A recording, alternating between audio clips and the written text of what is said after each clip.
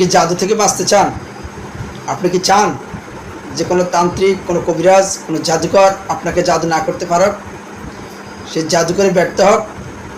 যদি আপনারটা আপনি করতে পারেন, ইনশাআল্লাহ কোনো জাদুকর, কোনো তান্ত্রিক, কোনো কবিরাজ আপনার উপরে জাদু করলে আপনার উপরে কোনো প্রভাব পড়বে না, কোনো মতে আপনার কোনো ক্ষতি করতে পারবে না। তো কী করবেন, আমলটা আপনারা, যারা আমরা আমল করি, কিন্তু মূলত আমলটা আমরা সবসময় করি না, একদিন দুদিন করি বা এক সপ্তাহ করি, আমরা আমল বন্ধ করে দিই। আমল বন্ধ করা যাবে না। নিম্নস্তর অন্তত 21 দিন অথবা 41 দিন আমল করবেন, করার পরে আমলটা চালু রাখবেন। চালু রাখলে ইনশাআল্লাহ কোনো কবিরাজ তান্ত্রিক যেই কেউ আপনার কোনো ক্ষতি করতে পারবে না।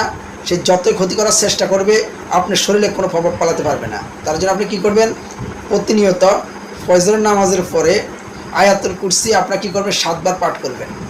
তারপরে কি করবেন, আবার মাগরিবের পরে আয়াতুল কুরসি 7 বার পাঠ করবেন, করে হাতের তালুতে ফু দিয়ে এই মাথা থেকে এভাবে শরীর দিয়ে মুছে ফেলবেন। এইভাবে যদি আমলটা করেন, যদি আপনি সকালে আমলটা করতে ভুলে যান, তাহলে আবার আপনি কি করবেন, জোহরের সময় আমলটা করে নেবেন। আর যদি মাগরিবের সময় ভুলে যান, তাহলে এশার সময় করে নেবেন। আমলটা কোনো মতে ছাড়বে না। যদি আমলটা করে যেতে পারেন সব সময়, ইনশাআল্লাহ কোনো জাদুকর, কোনো তান্ত্রিক, কোনো কবিরাজ আপনার উপরে কোনোভাবেই জাদুর প্রভাব পালাতে পারবে না ইনশাআল্লাহ।